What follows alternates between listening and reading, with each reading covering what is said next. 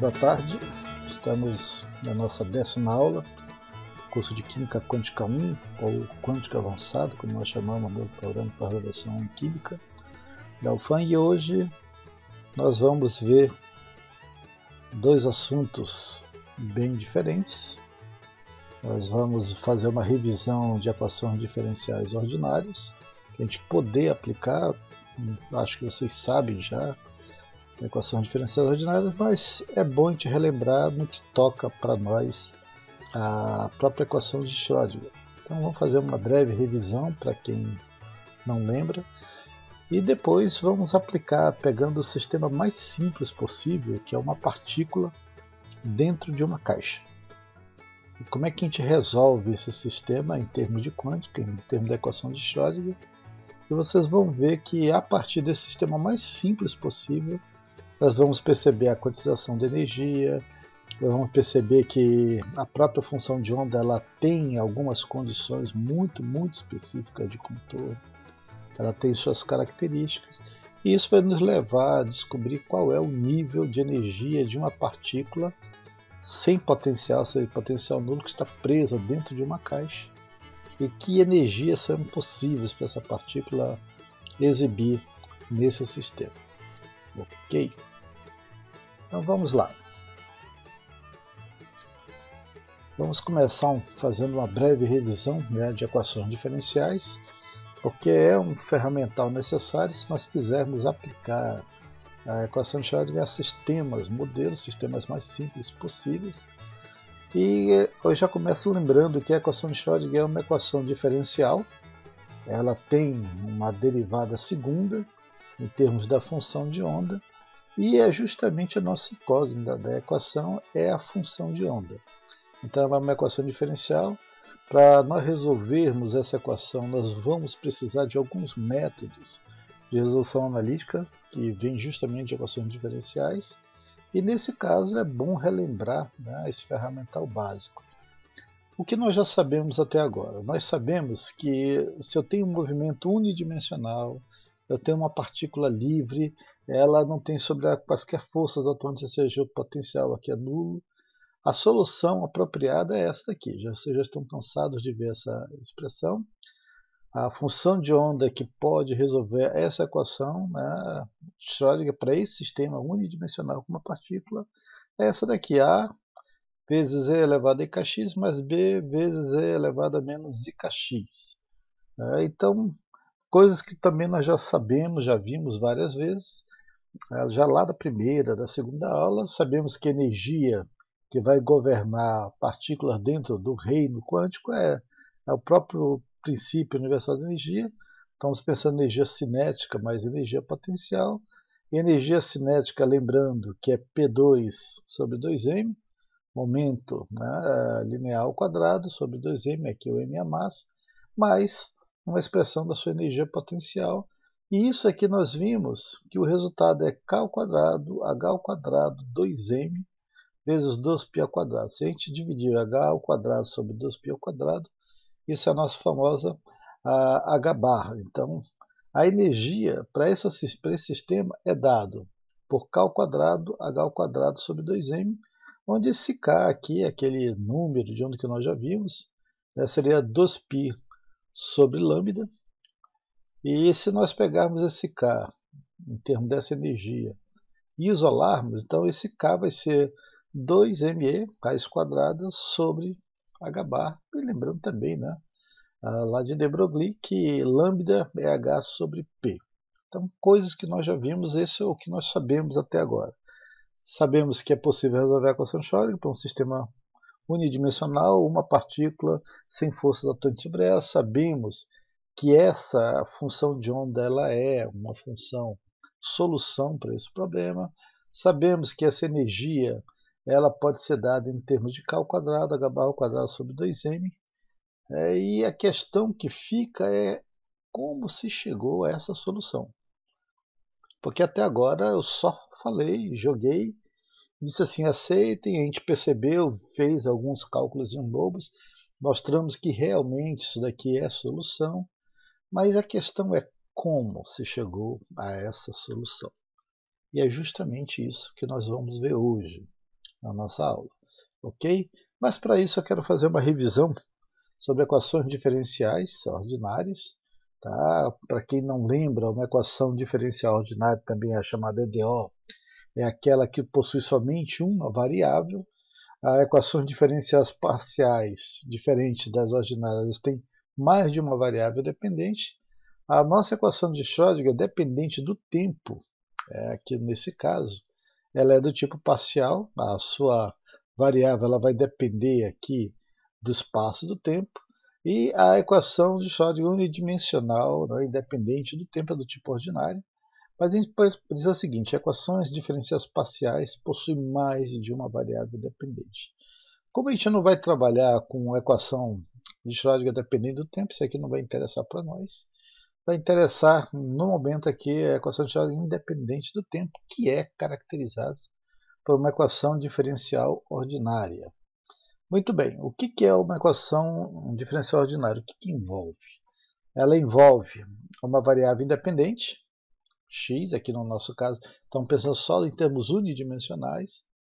Ela tem uma variável dependente, essa variável dependente no caso y, para nós seria o psi, que é em função, né, no caso de x, e ela possui uma primeira, segunda, terceira, enésima, né, derivada. No caso da equação de Schrödinger, tem uma derivada segunda. Então, basicamente é isso. Eu tenho uma variável independente, uma variável dependente, tenho várias derivadas. No nosso caso, eu tenho uma derivada segunda, seria de segunda ordem, e assim por diante. Aqui não, aqui nós vamos ter mais de uma variável, então passa a ser uma parcial, mas não interessa para nós no momento. Ok?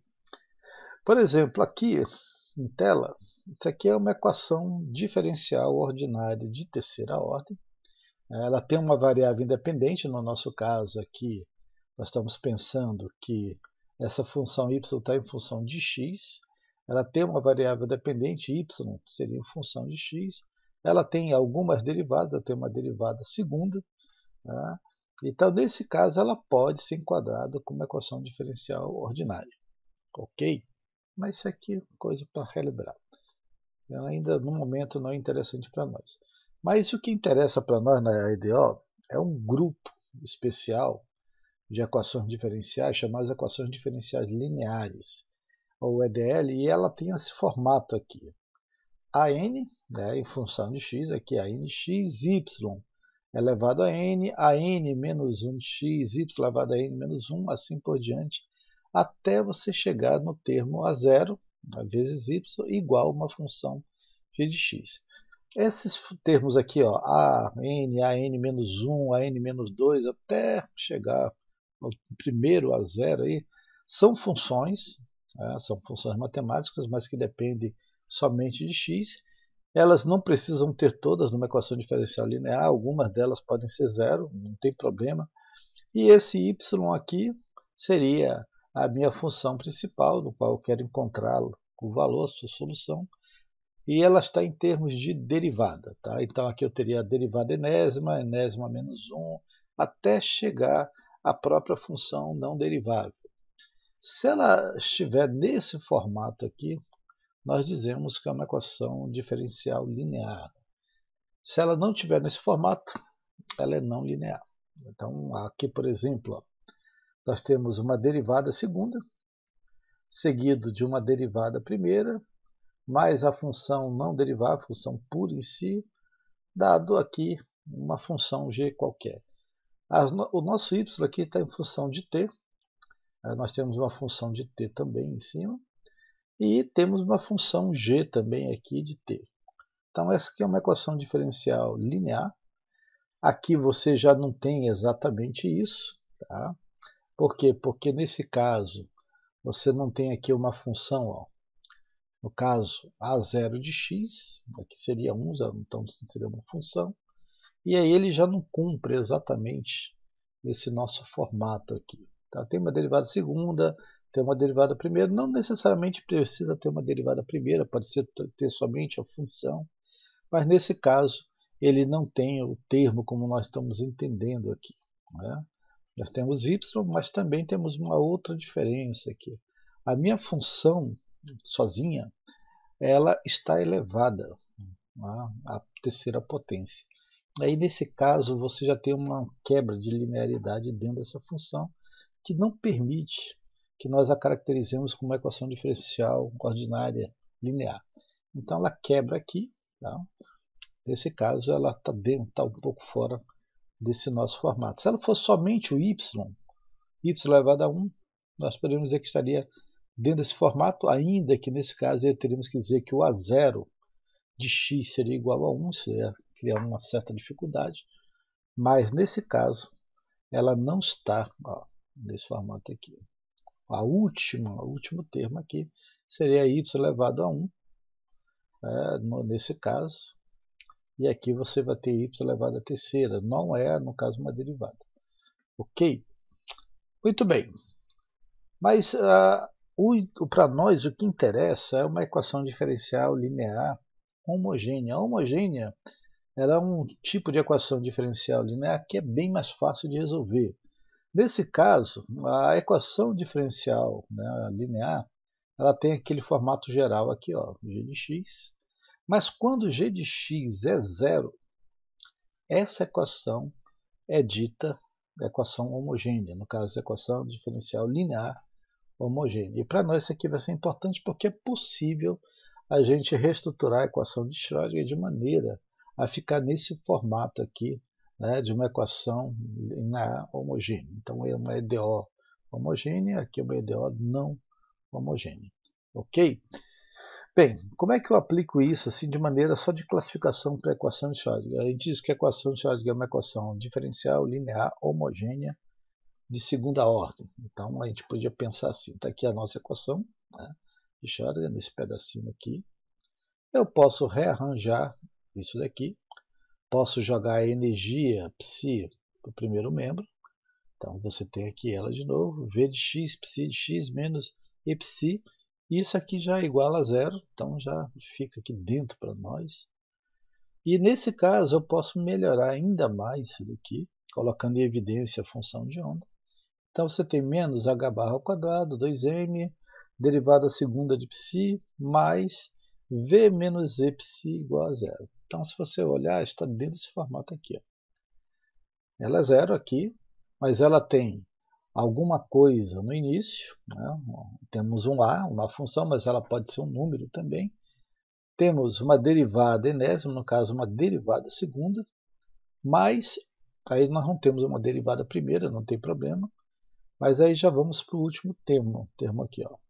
Então, alguma coisa psi de x, no caso nosso y igual a zero. Então ela está nesse formato, ela é uma equação linear, né? Todos os psis estão na mesma potência.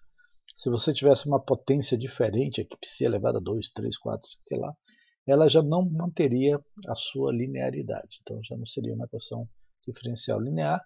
Nesse caso, ela é linear, ela é homogênea e ela é de segunda ordem. Por que segunda ordem? Porque a ordem vai dar pelo número da maior derivada que nós temos aqui. Então temos uma derivada segunda.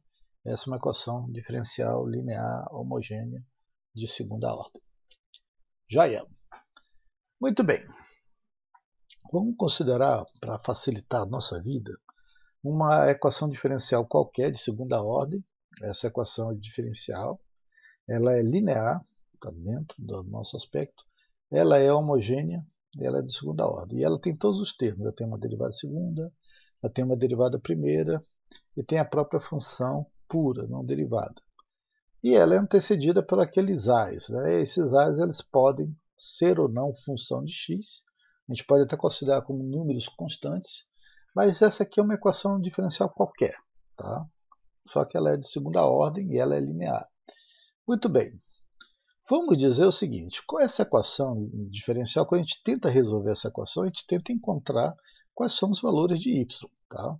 De maneira que a derivada segunda mais p vezes a derivada primeira mais q vezes a própria função seja igual a zero. Vamos dizer que eu tenho duas funções, no caso aqui, eu estou chamando de psi, né, mas aqui no caso, que seja, né? Psi1, Psi2, y1, y2, que satisfazem essa igualdade. Ou seja, se eu tiver um valor de y1 e outro de y2 e ambos, ao colocar nesse formato, ele satisfaz essa igualdade, então há uma solução geral para esse tipo de equação diferencial, ela é uma combinação linear dessas duas soluções. Então, y vai ser C1, y1 mais C2, y2. Se vocês olharem, já está começando a lembrar algumas coisas que nós já vimos anteriormente. Se eu tenho duas soluções independentes, a combinação linear dessas soluções vai te dar uma solução geral para essa EDO.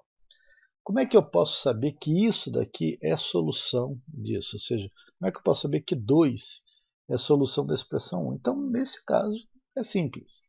Eu pego essa função, substituo aqui, faço a derivada primeira, substituo aqui, faço a derivada segunda, substituo aqui. Eu somo tudo e isso tem que dar zero. Se der zero, então essa solução aqui, ela é a solução geral dessa equação diferencial. Ok? Vamos fazer isso daí. Como é que a gente pode fazer? Como é que a gente pode verificar essa solução? Tão simples. Então, vamos lá. Eu tenho a minha solução geral, estou dizendo que isso aqui é uma solução geral para aquela equação, é essa equação aqui, ó. Então, a equação 1. E há uma solução geral que é dada por y1 e y2, que são soluções particulares dessa expressão maior, dessa EDO. O que eu vou fazer aqui? Eu tenho y, eu vou ter que derivar a primeira, derivar a segunda, substituir aqui e ver se isso vai dar zero.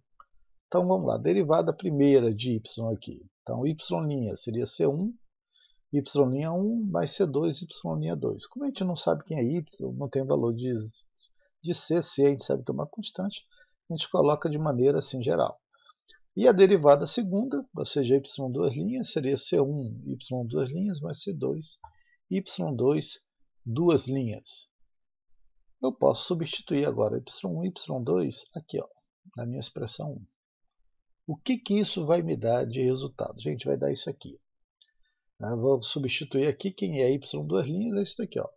C1, y, duas linhas, mais C2, y2, duas linhas, mais P de x vezes y'. Então, eu vou ter P de x vezes o que? C1, y1', mais P de x, C2, y2 linhas. Está aqui.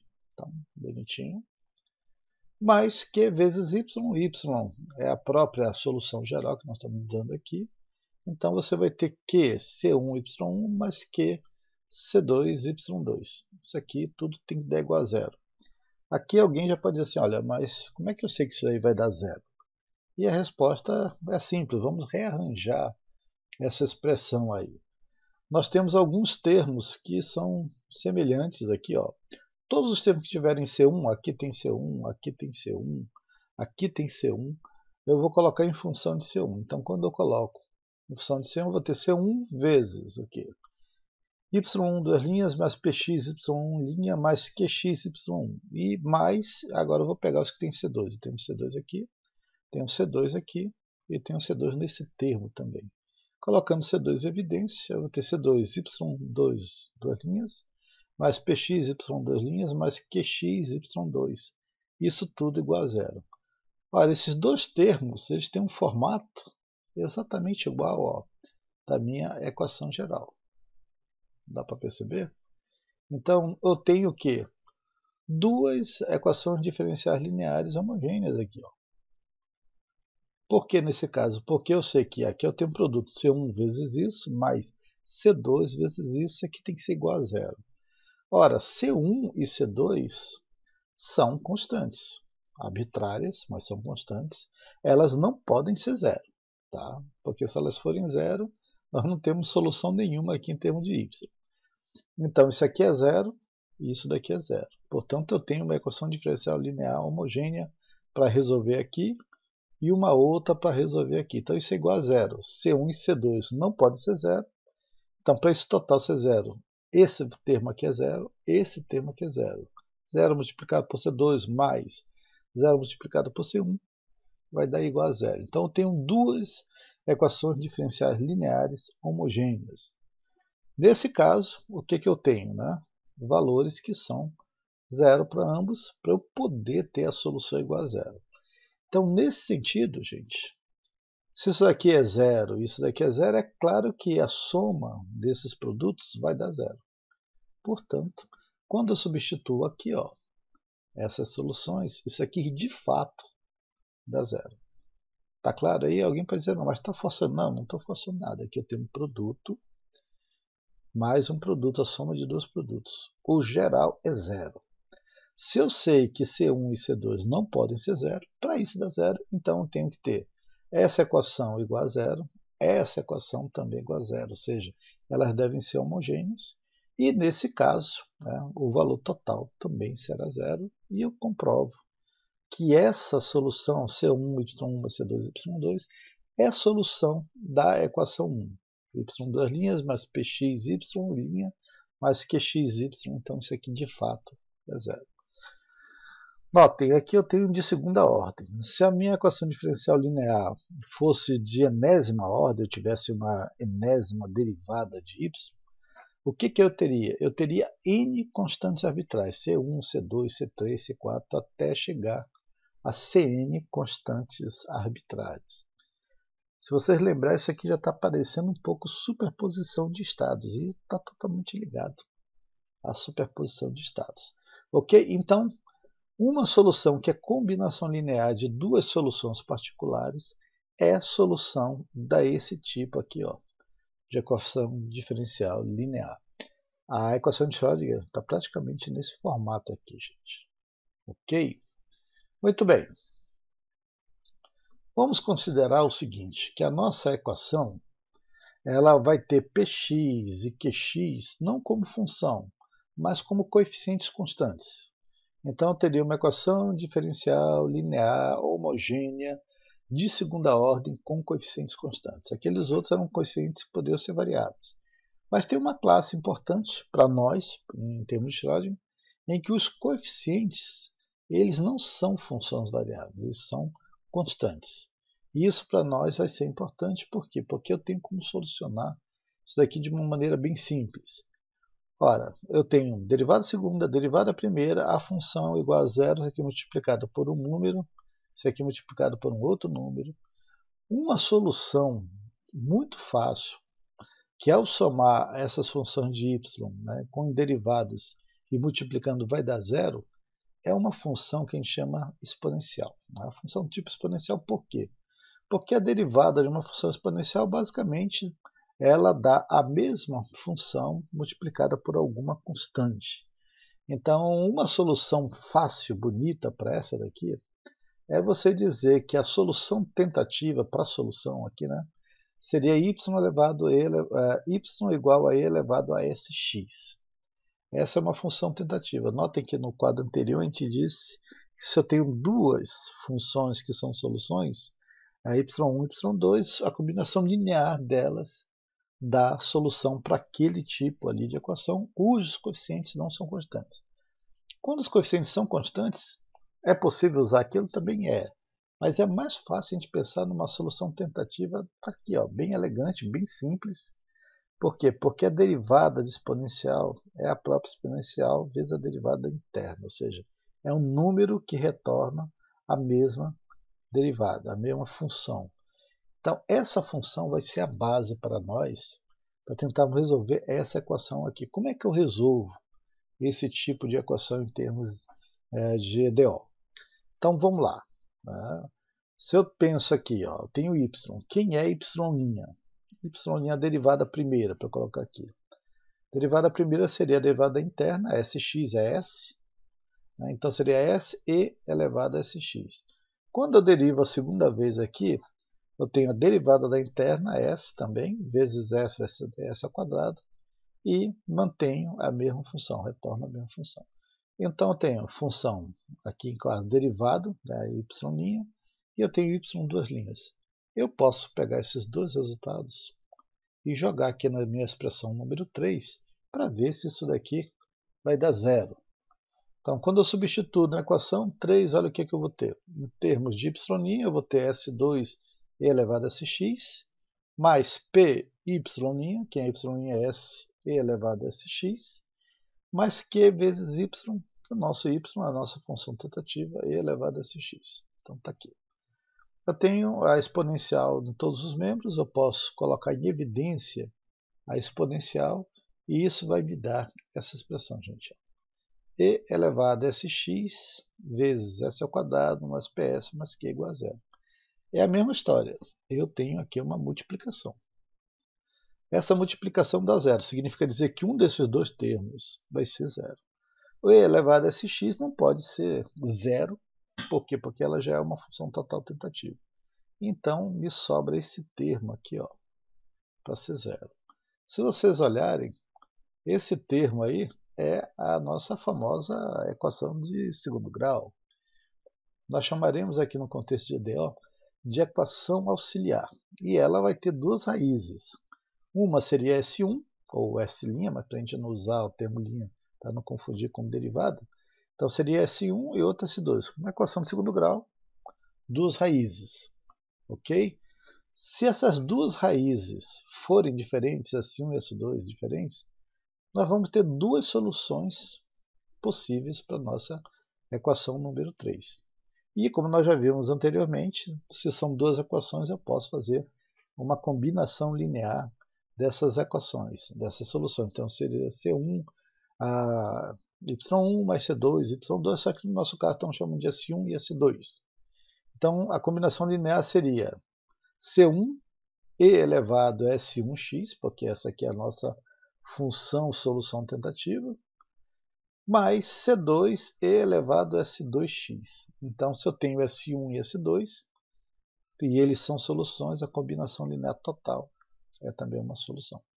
Equações diferenciais, naturalmente, elas vão dar combinação de soluções.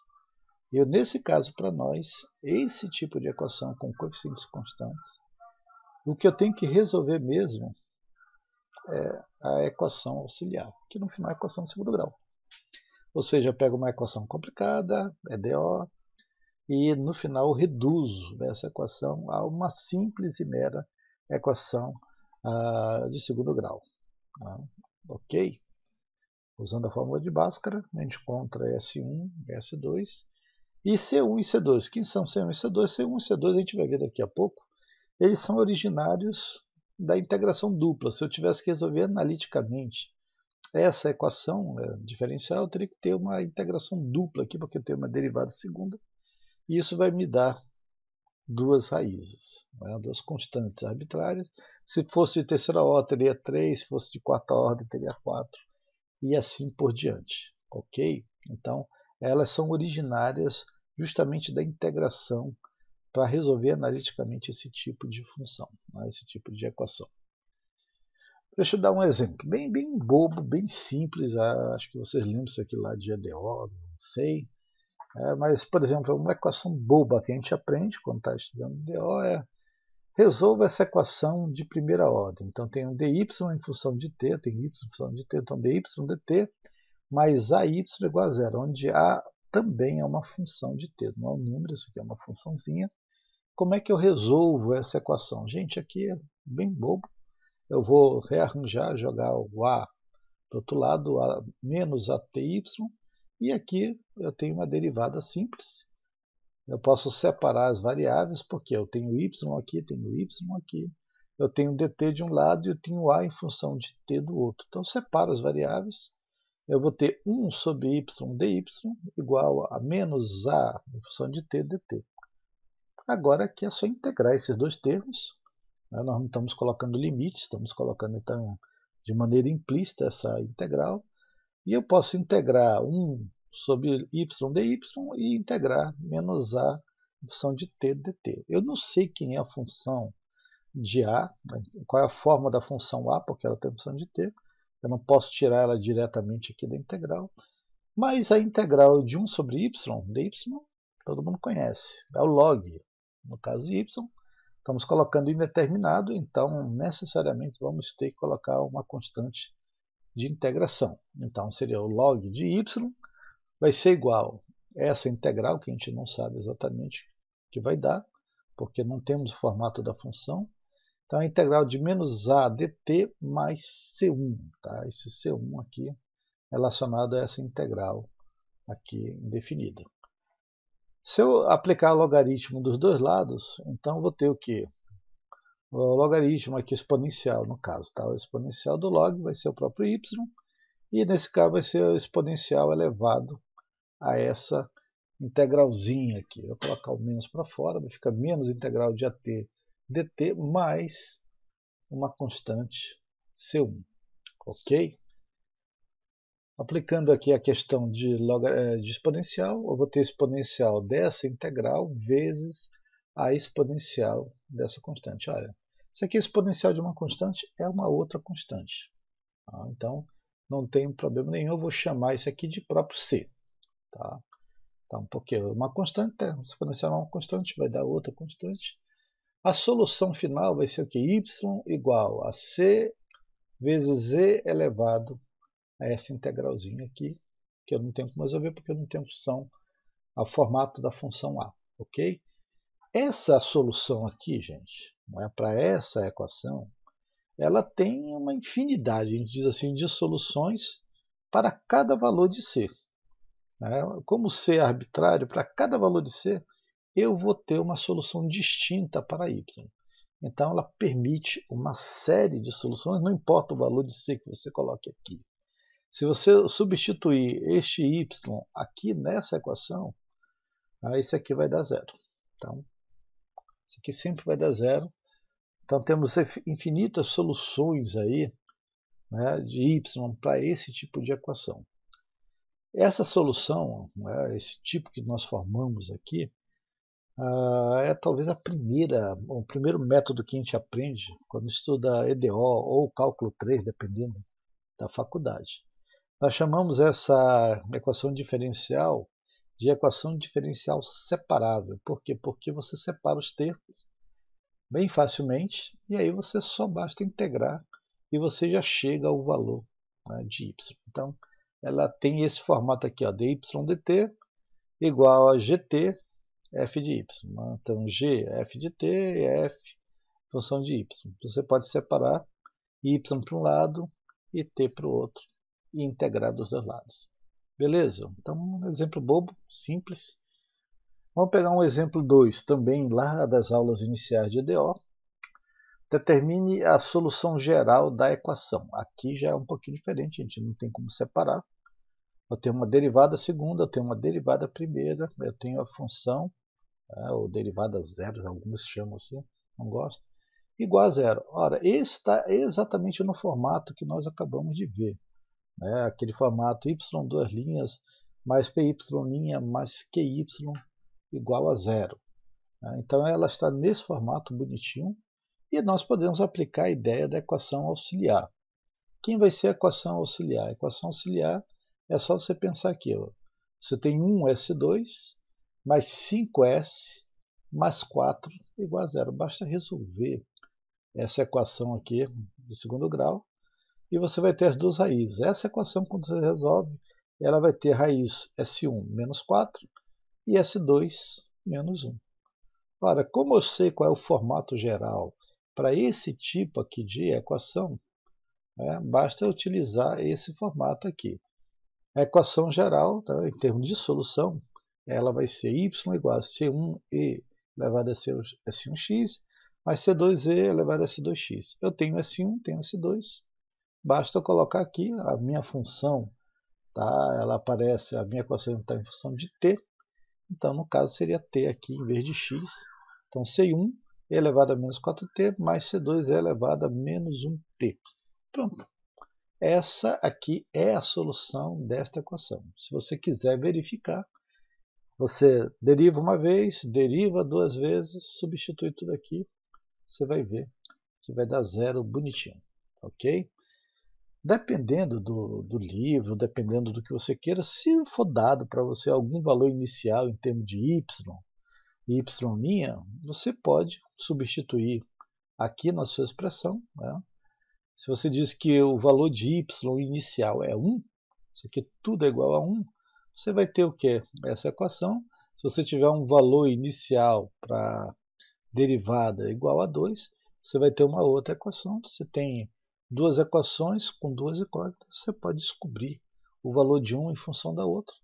Né? Então, se você tem C1, encontra C1. Basta inserir aqui o valor de y e você vai ter o C2. Não tem problema nenhum, mas isso aí é só uma informação à parte. O que me importa é chegar a essa solução aqui. Ok? Então notem, chegamos à solução dessa equação sem se matar, sem entrar em coisas muito complicadas. É claro que IDO, nós temos alguns métodos um pouco mais complicados, mas no nível que a gente está aqui em quântica, isso daqui é além do suficiente para nós. Ok? Muito bem. Dito tudo isso, vamos aplicar agora a partícula na caixa. Vamos pegar um modelo simples, o mais simples possível. É uma partícula que ela não tem forças atômicas sobre ela, ou seja, o potencial sobre ela é nulo e ela está presa dentro de uma caixa. Qual é a solução? Qual é a equação de Schrödinger para esse sistema e qual é a solução da equação de Schrödinger para esse sistema? Então, é o sistema mais simples possível. Vamos pensar aqui essa partícula na caixa em termos do que nós sabemos. Nós temos uma partícula que ela se move sob um campo potencial nulo. Nós já vimos que essa partícula ela apresenta essa função aqui como solução. YK vai ser AE elevado a IKX mais BE elevado a menos IKX. E isso aqui seria uma solução para a equação de Schrödinger desse sistema. Como é que eu posso demonstrar isso? Está aqui a nossa função. Vamos derivar essa função uma vez, vamos derivar uma segunda vez, lembrando que a equação de Schrödinger é uma equação diferencial de segunda ordem. Então, quando você deriva aqui a primeira vez, você tem A, uma constante, a derivada da interna aqui, no nosso caso é IK. Então, A, IK elevado a IKX, e aqui B, derivada interna é menos IK. Então, você tem menos IKB elevado a menos IKX. Se você derivar uma segunda vez aqui, você vai ter menos K ao quadrado A elevado a IKX, menos K ao quadrado B elevado a menos IKX. Pronto. Eu tenho as duas funções aqui, de onda derivadas. Eu posso aplicar essas derivadas na equação de Schrödinger. No nosso caso, para nós só interessa a derivada segunda. Eu posso aplicar aqui. Eu tenho a minha função, está aqui. E eu quero encontrar os valores que sejam necessários para, de alguma forma, descobrir qual é o formato da função de onda final e que altos valores de energia isso daqui vai me dar. Muito bem. Então vamos lá. Eu tenho menos h barra 2m, isso aqui é uma constante total, se eu colocar todos os valores, vezes a derivada segunda. Quem é a derivada segunda está aqui, menos k e elevado a ikx, menos k ao quadrado b elevado a ikx. O nosso campo de potencial é zero, tá? Então V aqui é zero, isso aqui está fora. E isso vai me igualar a E elevado a IK. Então, primeiro termo aí. O que eu posso fazer? Eu posso tirar k ao quadrado aqui da situação, um menos também, coloco em evidência. Então, já somo esse menos, eu tenho h ao quadrado, h barra ao quadrado, k ao quadrado 2m, a IKX mais BE menos IKX igual a E YK, psiK. Quem é o meu psiK? Está aqui, ó. A IKX, BE menos IKX, que é isso aqui, ó, gente. Ou seja, se isso daqui é psiK, e aqui eu tenho psiK, esse valor de E é necessariamente este valor. Tá? Então, por igualdade, quem é o valor, né, ou o alto valor aqui da energia, é justamente o quê? Menos agora vai ser h barra ao quadrado, k ao quadrado 2m. Ó, nós chegamos naquele resultado que nós já tínhamos falado na segunda e na terceira aula. Né? Esse valor aqui de energia, ele não é quantizado, por quê? Porque aqui é uma constante, tá? M é uma constante, K, aqui são valores que você pode colocar ali para o número de ondas, todos os valores de K são aceitáveis aqui. Então, nesse caso, especificamente, eu tenho uma partícula sozinha, né? Ela está transladando, ela está no movimento de translação e não tem campo nenhum de força sobre ela. Que energia ela vai ter? Qual é o formato dessa energia? Então, essa expressão é h barra ao quadrado, k ao quadrado, 2m. Não tem V, isso aqui é zero. Então, qualquer valor de K é aceitável, lembrando aqui que K é o número de onda, é 2π sobre lambda. Quaisquer valores de lambda aqui vai te dar um valor de energia, e essa energia ela não é quantizada para um número discreto, ok? Esse valor, gente, aqui nós já tínhamos obtido antes. Tá? Essa partícula que ela está no campo de potencial nulo, ela não existe. Nesse sentido, ele é um sistema irreal, mas é um sistema que lembra, né, algumas moléculas. Se você pensar em alguns sistemas ali quase porfirínicos, né, você pode pensar aquele sistema basicamente como um elétron andando ali por aqueles anéis benzênicos, um sistema aromático. Então você pode pensar e pode explicar a translação de partículas simples a partir desse modelo muito, muito bobo, ainda que não seja um modelo real. Ok? Muito bem. Mas vamos pensar num sistema um pouquinho mais complicado. Vamos pensar que a minha partícula ela está presa, ela está inserida numa caixa unidimensional. Quem está colocando esses valores aqui, né, parece que a caixa ela é bidimensional, mas a minha partícula está inserida numa caixa unidimensional. Ela só está aqui, ó, entre 0 e L. Para facilitar, a gente chama isso aqui de poço de potencial infinito. E a minha partícula ela está presa aí, ela não consegue sair. Por quê? Porque ela tem barreiras de energia infinita. Para ela sair daqui, ela teria que superar essas barreiras. Mas a barreira é de energia infinita. Então ela teria que ter uma energia infinita mais um, que não faria sentido nenhum. Tá? Mas ela está presa e aqui 3 regiões. Nós temos a região 1 fora da caixa, temos uma região 3 fora da caixa, temos uma região 2 que compreende o limite entre 0 e L, e a minha partícula ela está presa aqui dentro, ela está andando somente aqui, ó, no eixo do X. Para facilitar, a gente tem que olhar em termos bidimensionais para ver que essa partícula ela está ondulando, de certa forma, de um lado para o outro. Aqui dentro, a energia potencial é nula, não há forças atuando sobre a partícula dentro dessa caixa unidimensional, ok? Então ela está dentro, presa num poço de potencial infinito. Esse movimento que ela faz de um lado para o outro é um movimento de translação unidimensional, ok? Está somente dentro do eixo X. A gente vai falar isso mais na aula seguinte. Muito bem, a questão é como é que eu posso resolver a equação de Schrödinger para esse sistema? Aqui vai ser uma coisa interessante, porque eu tenho 3 regiões, a partícula ela só se encontra na região 2, mas eu não tenho um limite exato do 2 para 3. No limite, 2 se iguala a 3, no limite, 1 se iguala a 2 em algum ponto infinitesimal entre região 1 e 2 e entre a região 2 e 3. E aqui dentro V igual a 0, mas pergunta é, qual é o formato da função de onda que descreve essa partícula dentro desse poço de potencial infinito? E 2, né? Qual é a solução para a equação de Schrödinger? Né? Qual é esse valor específico?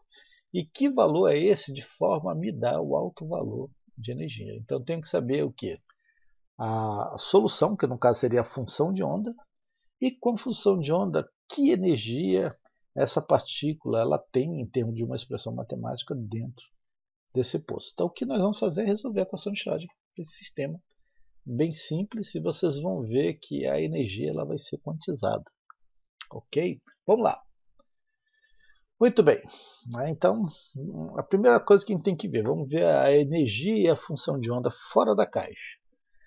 Então veja, se a energia potencial é 0 no eixo X, ou seja, aqui dentro da caixa, essa partícula está indo de 0 a L, ela não tem, a energia potencial não tem força atuando sobre ela, então lá é 0 no eixo do X, né?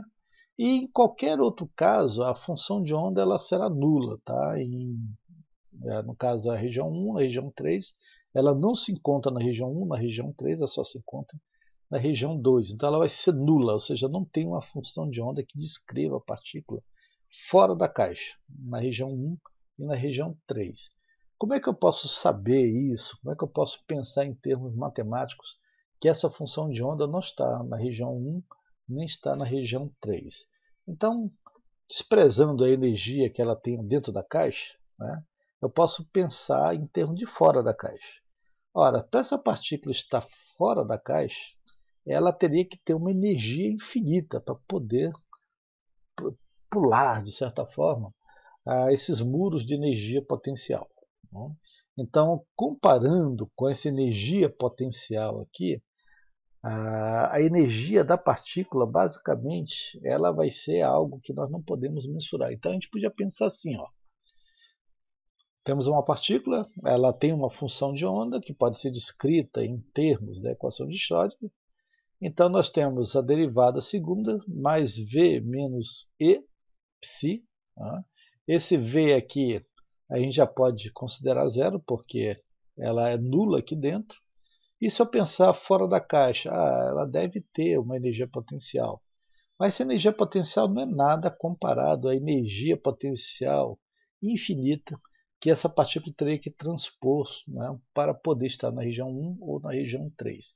Então, nesse caso, como esse V seria zero ou desprezível em relação a essa energia, eu teria o quê? Essa energia igual aqui a infinito. Se eu remodelar, rearranjar essa expressão, eu posso pensar o seguinte, eu vou colocar psi, né, e vou jogar o resto todo para o outro membro. Então, vou ter que psi vai ser h barra ao quadrado 2m vezes z, só que a minha energia é infinita, né, derivada segunda. Qualquer coisa dividida por infinito vai para zero, ou tende a zero. No caso, seria zero.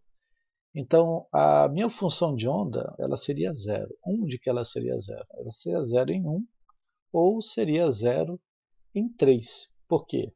Porque, nesse caso, a energia que ela teria ao transpor esse poço seria o suficiente para deixar a minha função de onda nula. Tá? Então, teria uma inconsistência interna na própria equação. Então, fora da caixa, região 1, região 3, tanto psi1 ou psi3 vai ser quanto? Zero. O que isso quer me dizer? Quer me dizer que nesse sistema a partícula não se encontra fora da caixa. Ela está dentro da caixa, por quê? Porque essa função de onda que a descreve fora da caixa, região 1, região 3, é nula. Ok? Então, não vamos pensar muito na região 1, na região 3. A gente sabe que a partícula está na região 2. O problema é que eu não sei qual é a função que descreve a partícula na região 2. Ok? Então, muito bem, vamos pensar na região 2. Eu sei que na região 2 o potencial é zero. Então, se o potencial é zero, a nossa equação anterior, o que nós vamos ter? Se V aqui é zero, então isso vai ser menos h barra ao quadrado 2m, derivada segunda psi, menos e psi igual a zero. Como estamos falando da região 2, vamos colocar psi2, tá? Psi da região 2, derivada segunda da região 2, aqui a gente pode fazer um rápido rearranjo, colocar 2m para esse lado, h barra para baixo, então temos 2m h barra ao quadrado e vezes psi, né, psi2 igual a zero. Se vocês olharem, isso aqui está no formato da nossa solução. Né? Eu posso pensar na solução em termos da equação auxiliar, que seria uma equação de segundo grau em que eu não tenho o segundo termo. Né? Seria x ao quadrado mais x mais c dando zero. Né? Eu não tenho, no caso, b aqui, o x quadrado, ou x no caso. Então, essa aqui é uma equação linear, diferencial, de segunda ordem, homogênea. Seus coeficientes são constantes, aqui o coeficiente é 1, aqui o coeficiente é 2m sobre h barra ao quadrado, vezes z. Né? E aí, gente, olha, coisa que parece complicada. Eu vou reduzir isso à equação auxiliar. Qual é a equação auxiliar?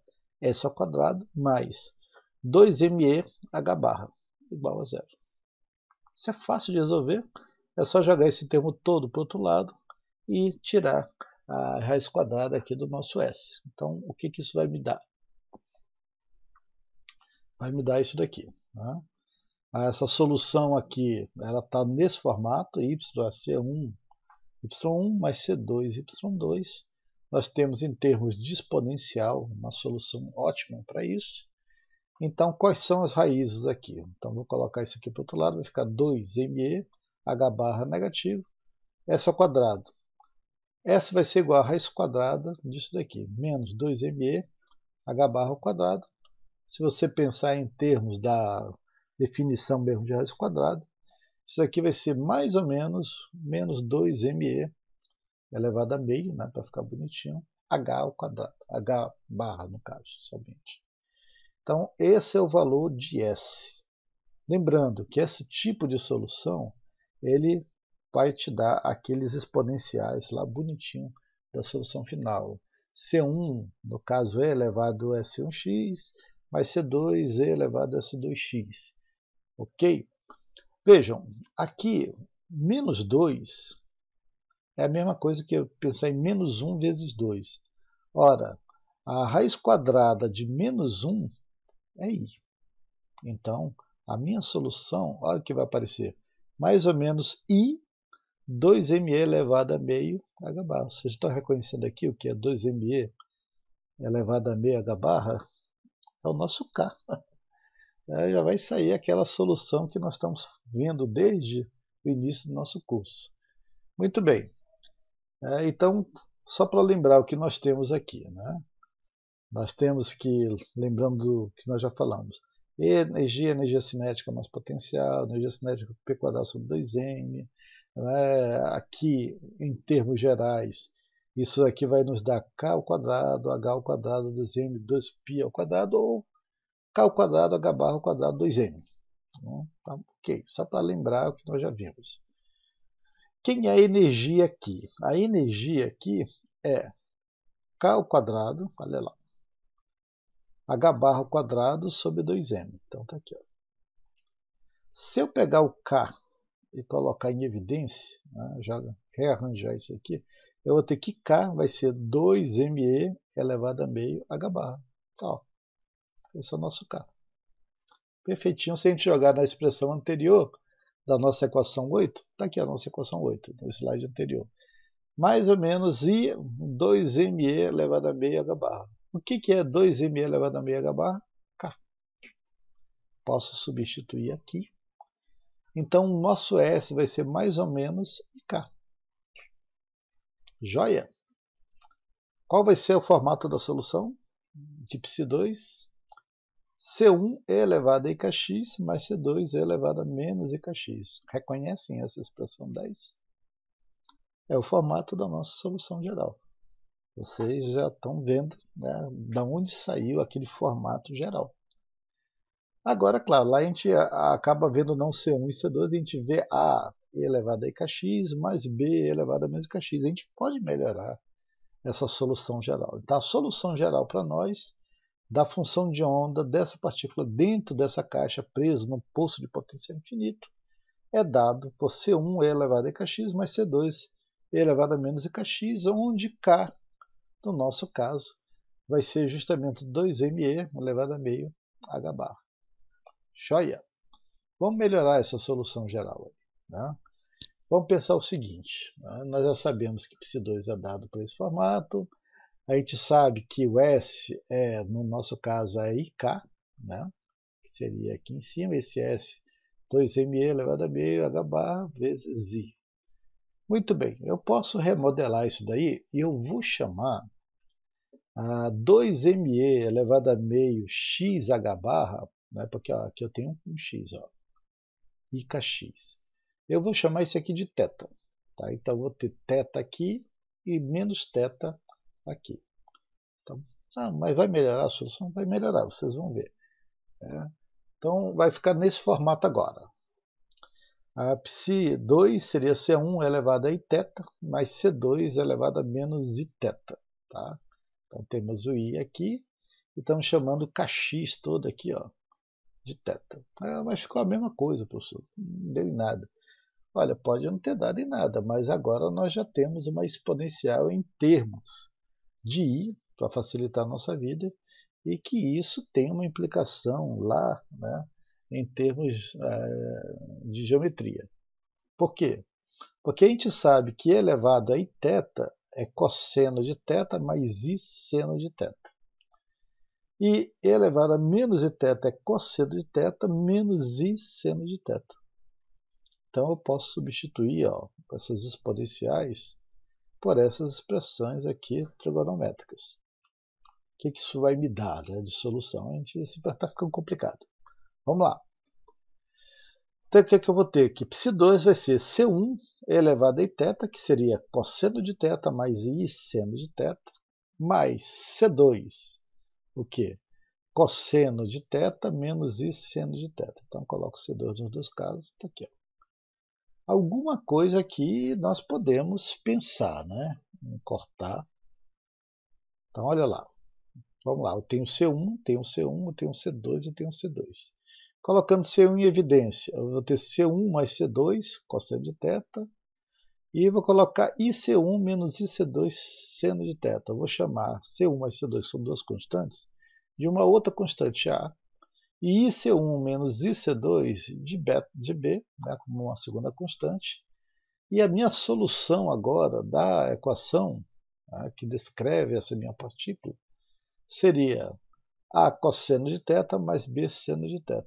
Já ficou alguma coisa semelhante, ainda que aqui, né, nós já pudéssemos até parar de dizer que tem um A e elevado a kx, né, aqui, mais B e elevado a kx, estou chamando C1 de A e C2 de B. Também poderia, a gente poderia ali, mas a gente quer dar uma melhorada nessa solução para saber exatamente qual é o formato da função de onda, de uma forma mais explícita.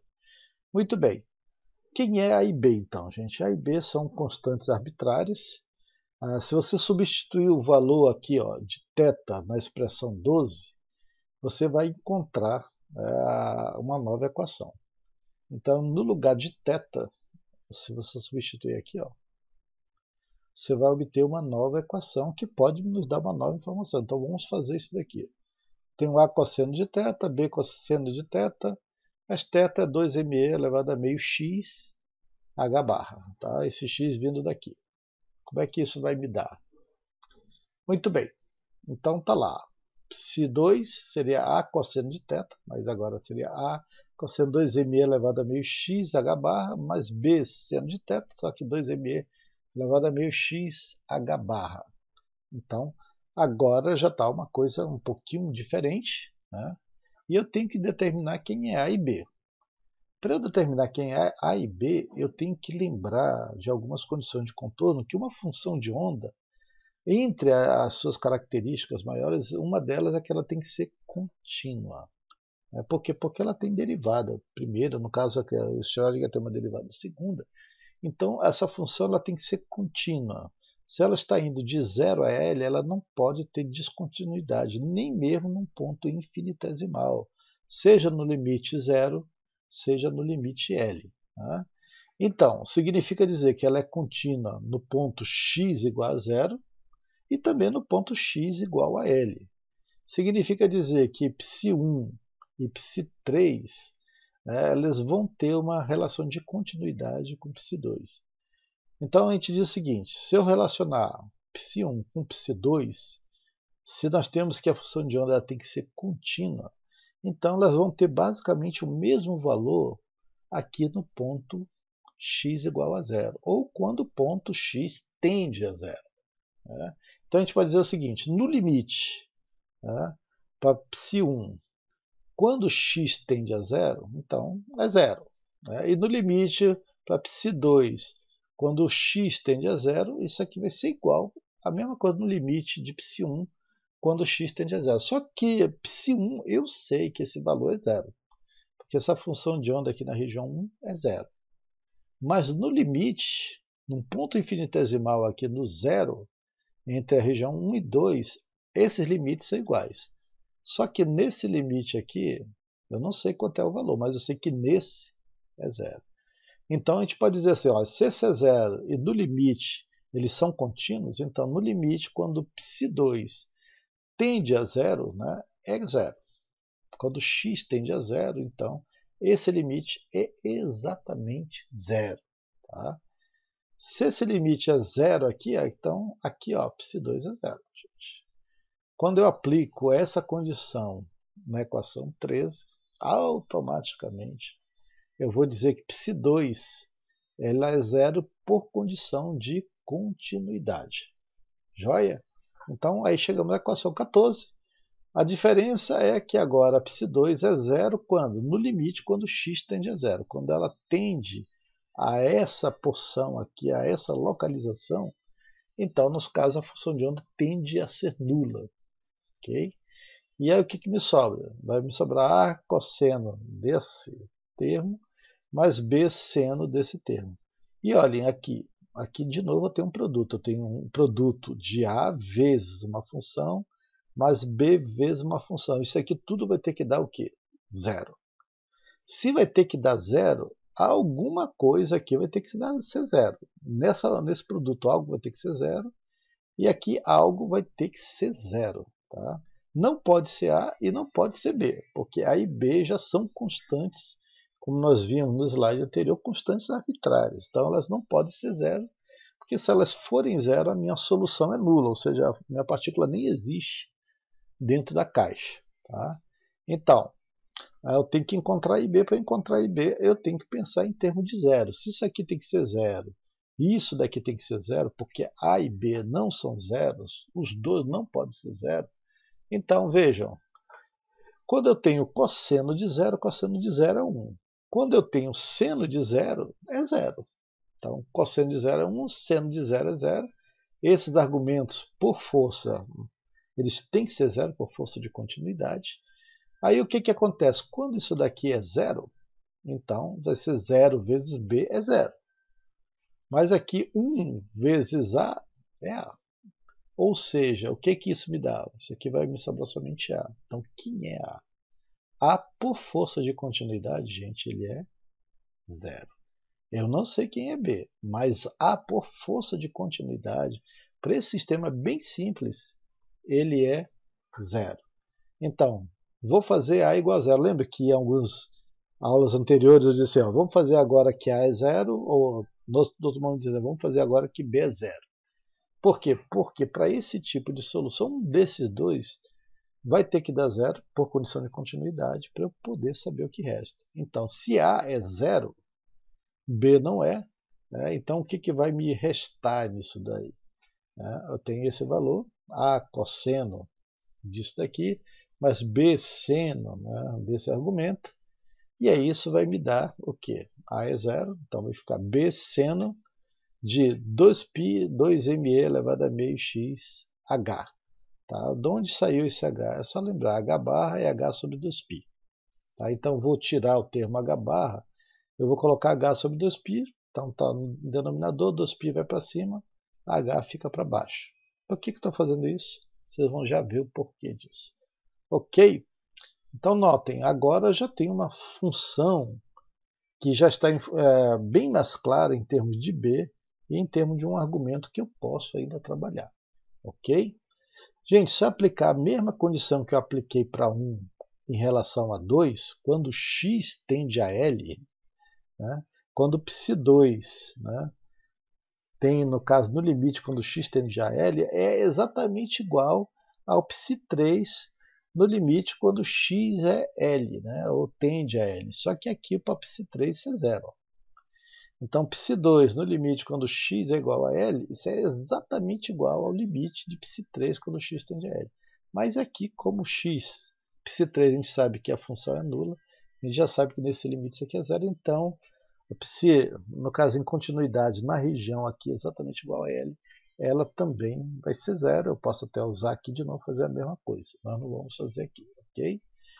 Mas eu sei o quê? Que Ψ2 é zero e esse valor pode ser aplicado aqui na equação 15. Se eu sei que ele é zero no limite, seja em zero, seja em L, eu posso simplesmente utilizá-lo como zero aqui para poder explicitar algo desse nosso argumento. Então vamos lá. Vamos lá. Então, qual é a condição necessária para essa função de onda ser consistente? Ela é zero no ponto x igual a zero e ela é zero no ponto x igual a L. Muito bem, para ser zero, o que me sobra da função? Sobra isso, B seno 2π 2me elevado a meio L h bar, h. Tá? Notem que agora não é mais x, é L. Por quê? Porque eu estou falando exatamente no ponto x igual a L. Ó. Então tem L agora.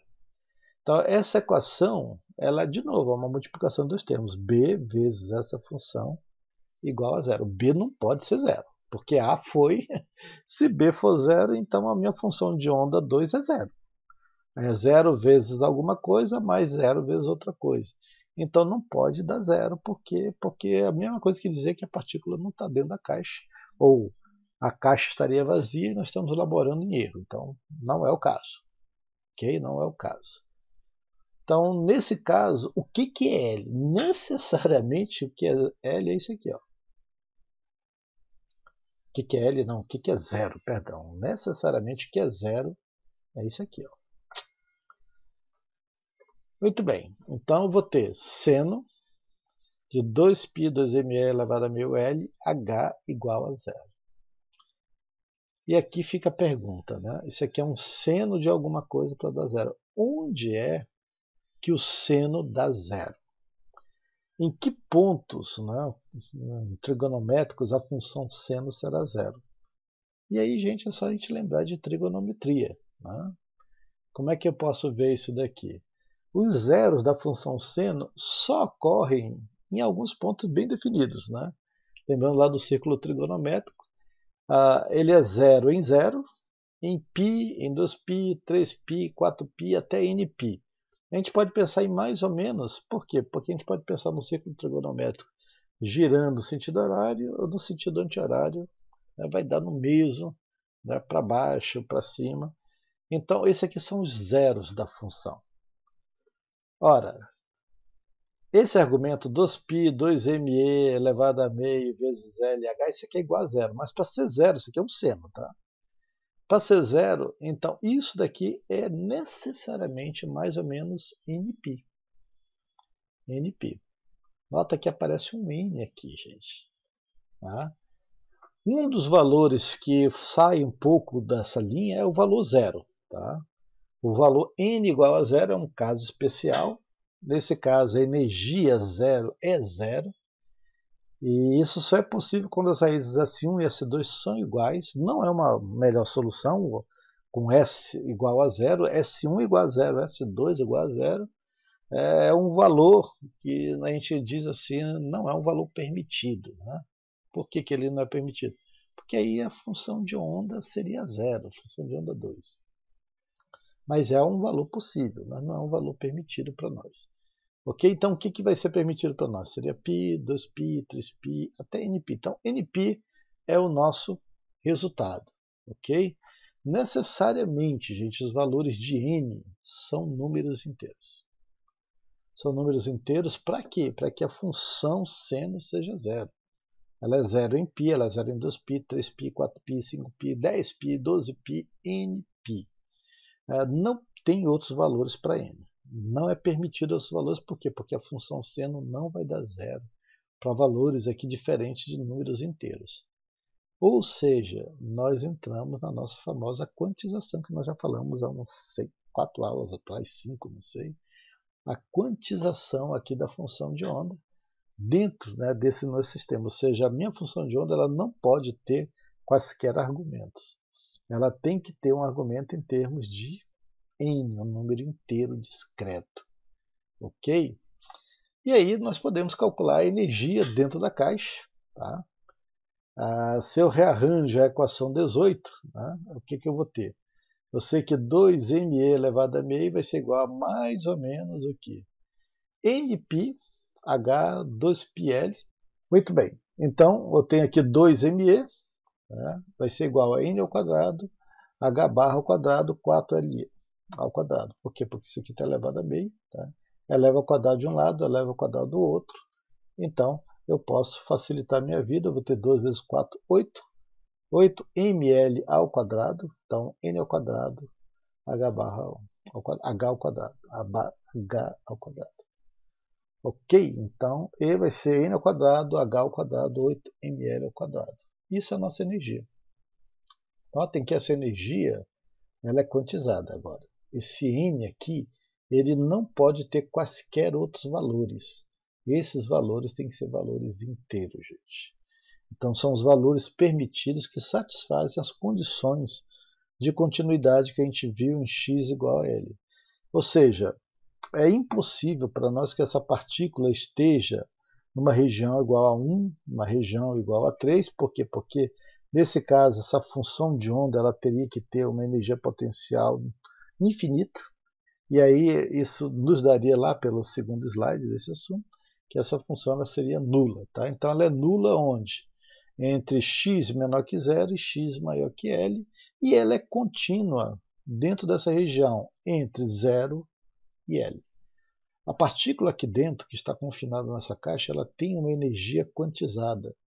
Isso é completamente diferente do que a gente lembra lá dos ditames da física clássica, que dizia, olha, qualquer corpo, qualquer sistema em evolução, de alguma forma, pode ter quaisquer valores de energia. E aqui a gente vê na quântica que não pode ter quaisquer valores de energia.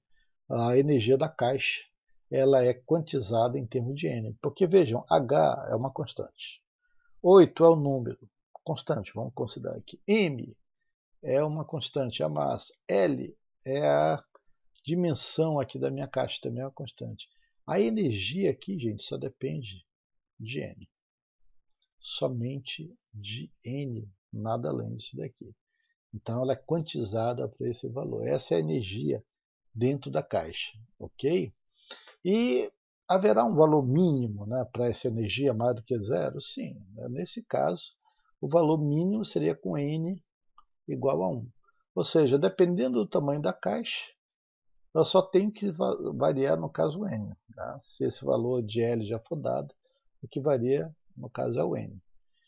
Quando você tem o menor N possível, a energia, né, é dito a energia do estado fundamental.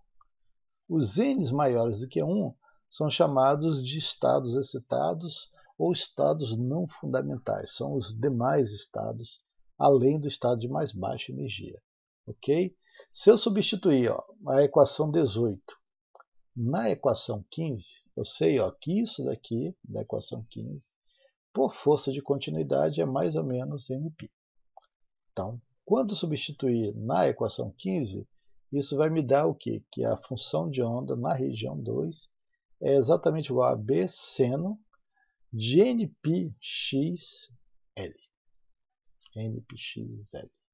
Então, temos agora justamente a nossa função de onda, no caso, para a nossa partícula dentro da caixa. Ok? Tá, então, eu faço aqui, jogo L para cá, para facilitar a minha vida. Substituo aqui, vai dar exatamente o que nós estamos pensando em termos da nossa função de onda. Então, a função de onda que descreve o movimento dessa partícula dentro da caixa presa no ponto de potencial infinito é B seno de nπxL. X aqui é, no caso, o eixo de variação e o L é a dimensão da nossa caixa. Ok? Tanto faz, tá? Se for menos ou mais, não vai fazer diferença em termos de π, 1π, 2π, 3π, nπ, 2nπ, não vai ser problema porque eu tenho um seno. Seno de menos θ é a mesma coisa que menos seno de θ, isso não vai mudar a nossa função de onda. Joia? Muito bem. O que a gente pode falar mais? Né? A energia é a função de onda da caixa. Primeiro, que as equações elas não podem ter quaisquer valores. Essas duas equações não podem ter quaisquer valores. Há valores específicos aqui para energia em relação a n, e há valores específicos para a função de onda em função de n também. Tá? Então esse n é um número inteiro, é um exemplo de um número quântico para essa partícula aí dentro desse modelo. N é o número quântico aqui de energia, o número quântico fundamental. E ele vai o quê? Ele vai identificar que soluções são possíveis para a minha função de onda e para cada solução que energias correspondem a essas soluções. Ok? Então a energia dos estados quânticos vai aumentar em termos de n ao quadrado, ou seja, ela vai aumentar de forma quadrática em relação a n. Vai dar isso aqui. Então eu tenho n igual a 1, tenho n igual a 2, e aí 3, 4 e assim por diante. Esse espaçamento aqui, eu não estou falando isso aqui em termos de espaçamento espacial, estou falando isso aqui, esse espaçamento em termos de energia, eles vão ficando cada vez maiores. Tá? Não pensa aqui em termos espaciais. Estamos falando em níveis de energia, essa energia ela aumenta em termos quadráticos porque n é elevado ao quadrado. Ok? Muito bem. A última coisa que nós vamos falar aqui, que mais para frente talvez a gente volte a esse assunto, são os estados não degenerados. Estados não degenerados é quando você tem estados cujas energias são diferentes. Se eu tenho dois estados cuja energia para cada um desses dois estados é exatamente igual entre si, a gente diz que esses estados são o que? Degenerados. Para minha função aqui, em termos dessa partícula dentro da caixa de poço potencial infinito, unidimensional, você não tem como ter a degenerescência, você não tem como ter níveis com a mesma energia, porque o nível 1 ele tem uma energia, o nível 2 tem outra, 3 e assim por diante. Por quê? Porque tem uma caixa unidimensional. Numa caixa bidimensional, tridimensional, você vai encontrar estados diferentes, mas com a mesma energia. São estados degenerados. Tá? Mas dentro dessa nosso modelo, não há degenerescência. Só para finalizar, deixa eu dar um exemplo rapidamente. Eu tenho uma partícula, vamos dizer que eu tenho uma partícula de massa 10 elevado a menos 26, 2 vezes 10 elevado a menos 26 gramas. Ela está numa caixa unidimensional de tamanho 4 nanômetros e ele quer que se encontre a frequência e o comprimento de onda de um fóton emitido quando a partícula vai do nível quântico 3 para o nível quântico 2. Como é que eu posso fazer isso em termos do que eu acabei de ver? Esse sistema a gente pode pensar como um sistema de uma caixa. Uma partícula ela está nessa caixa unidimensional, ela tem níveis de energia e essa partícula está passando de um nível 4, no caso no nível 3, para o nível 2. Eu tenho todas as equações para isso. Por quê? Porque eu estou falando de diferença de níveis de energia, níveis quânticos. A gente sabe que essa diferença, já vimos algumas aulas atrás, isso aqui é igual a Hν, delta E é igual a Hν. Então tem uma diferença de níveis, mas como é uma partícula na caixa, eu também sei que a energia é dada por n ao quadrado, h ao quadrado, 8ml ao quadrado. Eu tenho a massa, eu tenho o comprimento da caixa, eu tenho o n, só que o n na verdade é uma transição entre dois níveis. Então essa energia é para um nível. Como eu tenho uma diferença de níveis, eu vou ter uma variação de energia. Só que variação de energia é Hν. Então eu posso substituir aqui tranquilamente. O que eu vou ter? Então, ΔE vai ser o nível final, ou o nível superior, vamos chamar assim, menos o nível inferior. Cada nível é dado por essa energia aqui. Então, vamos chamar aqui n superior ao quadrado, h ao quadrado, 8ml ao quadrado, aqui nível inferior ao quadrado, h ao quadrado, 8ml ao quadrado. Tudo isso daqui é igual a 8ml ao quadrado, h ao quadrado. Isso aqui vai ser igual a Hν. Eu posso colocar esses valores aqui em evidência, se eu quiser, e aí eu vou ter esse valor, n final superior ao quadrado, n inicial inferior ao quadrado. Quem é o n superior? É 3. Quem é o n inferior? É 2. O valor de L, no caso, é 4 nanômetros, vai estar ao quadrado, e ele está querendo que a gente encontre a frequência e o comprimento de onda. Se encontrar a frequência, encontra o comprimento de onda, sem problema nenhum. Quem vai ser a frequência, então? Frequência, já jogando o H aqui, para baixo. Quando jogar para baixo, H ao quadrado com H vai ser somente H. E agora eu só tenho que substituir os valores. Substituindo os valores, eu vou ter 3 ao quadrado menos 2 ao quadrado, vezes H, 6,62 vezes 10 a menos 34. 8 vezes a massa, a nossa massa aqui é 10 a menos 26 vezes 2, então 8 vezes 2 vezes 10 elevado a menos 26, aqui está menos 29, está errado. Ou está errado aqui em cima, não tem problema, um dos dois. Então vamos considerar que seja 2 vezes 10 elevado a menos 29, pronto, para facilitar. E aqui a dimensão da caixa já em metros, 4 vezes 10 a menos 9 metros. Isso vai me dar 1,29 vezes 10 a 12 segundos a menos 1, a unidade aqui de frequência. Encontrei a frequência, encontro o número de onda, o comprimento de onda, porque o comprimento de onda é a velocidade da luz sobre a frequência. Joga a velocidade da luz aqui, divide pela frequência, você tem um comprimento de onda 3,32 vezes 10 a menos 4 metros. Pronto, simples. Não há nada muito complicado. Mas notem, aí nós estamos falando aqui do modelo mais simples possível. Joia? Temos as nossas referências aí de sempre, algumas a menos.